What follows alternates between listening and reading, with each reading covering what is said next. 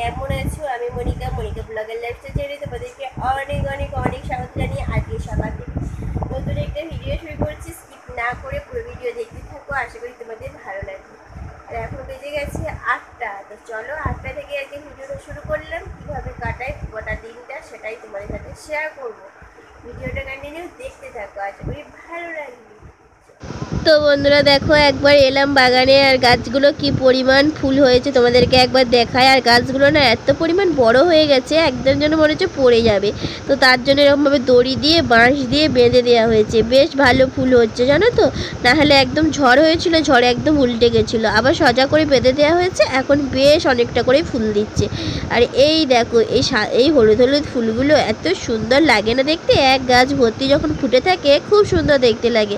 কাপড় জামাগুলো কেচে দেওয়া হয়ে গেছে, এখানে দেখো আরও কিছু কাপড় জামা আছে, সেগুলোও কাচা হবে।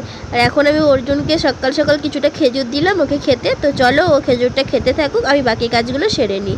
আমি চলে এসেছি এখন সবজি টবজি কাটবো, ফুলকপি দিয়ে মাছের ঝোল বানাবো। তো মাছটাও আমি ধুয়ে বেছে পরিষ্কার করে রেখে দিয়েছি। এখন আমি ফুলকপি, গাজর, আলু, টমেটো এই সমস্ত কিছু কেটে নিলাম।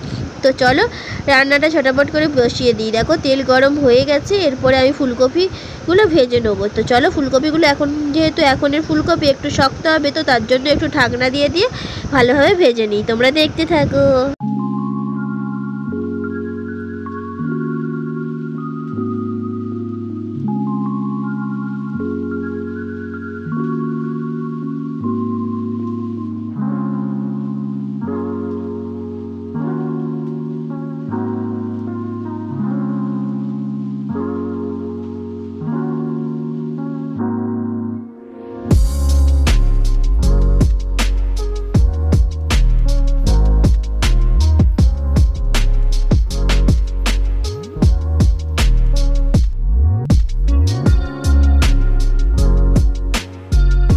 ফুলকপির ঝোলটা আমার হয়ে গেছে, তরকারিটা আর কি নামিয়ে নিলাম। এখন মাছগুলো লবণ হলুদ মাখিয়ে রেখেছিলাম, আর একটু ভালোভাবে মাখিয়ে নিয়ে দেখো কড়াইয়ে তেল গরম করতে দিয়ে দিয়েছি। তেল লঙ্কা জিরে ভাজলাম, তারই কিছুটা জিরে রয়ে গেছে দেখো তেলের মধ্যে কালো কালো হয়ে দেখা যাচ্ছে। আর এখন আমি মাছগুলো পিস পিস করে কেটে রেখেছিলাম, তো এগুলো তেলের মধ্যে ঝটপট করে ভেজে নিচ্ছি। তো চলো মাছগুলো ভেজে নিয়ে তারপরে ঝোলের মধ্যে দিয়ে দেবো, একটু ফুটিয়ে গরম মশলা দিয়ে নামিয়ে নেবো, তাহলেই আমার মাছের ঝোল রেডি হয়ে যাবে। তো রান্না বান্না কমপ্লিট করে আমি চলে এলাম এখন কিছুটা কাপড় জামা, বিছানার চাদর এই সমস্ত কিছু মাখানো ছিল, এগুলোকে একদম ভালোভাবে কেচে নিয়ে এসে রোদের মধ্যে দিয়ে দিচ্ছি। আর এখন তো একদম বিকাল 6টা পর্যন্ত রোদ থাকে, তো তার তো কোনো অসুবিধা হবে না, এখন দিয়ে দিলে একদম সন্ধ্যাবেলাকে শুকিয়ে যাবে। তো তার জন্য ঝটাপট করে বিছানার চাদরগুলো মিলে দিই। তোমরা পুরো ভিডিওটা কন্টিনিউ দেখতে থাকো, আশা করি তোমাদের অনেক অনেক অনেক ভালো লাগবে।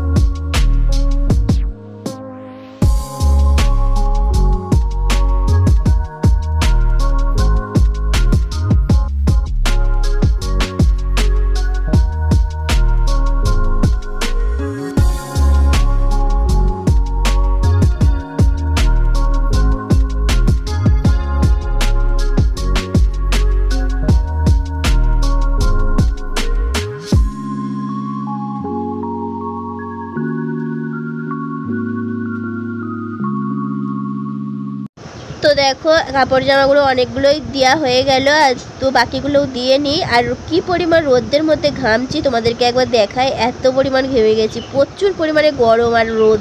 তো চলো এখন চলে এলাম ঠান্ডা জল ভরতে।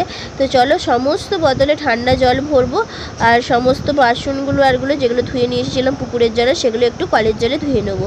তো এই সমস্ত কাজগুলো করব। আর কত পরিমাণ স্প্রাইটের বোতলগুলো দেখো হয়েছে, তো সব কটাই এই গরমে ঠান্ডা খেয়েই হয়েছে। তো চলো এগুলো সমস্তটাই ভরে রাখি, কারণ এখনকার দিনের যা কারেন্টের অবস্থা বলা যায় না। তো তার জন্য 4-5টা বোতল ভরে রেখে দিই, তাহলে কি হয় বলো তো, আর বেশি করে জল ভরতে হয় না। তো চলো জলগুলো ভরে নিয়ে তারপরে স্নান করে পুজো দেবো। তো দেখতে থাকো ভিডিওটা।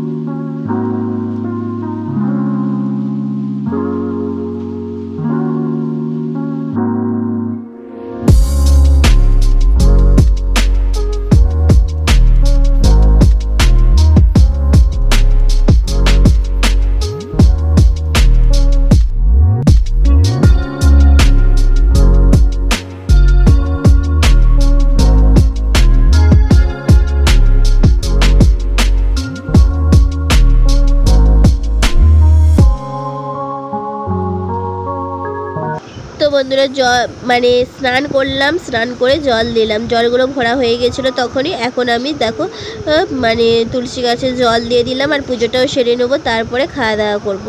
তো দেখো আমার তুলসী গাছে জল দেওয়া কমপ্লিট হয়ে গেছে।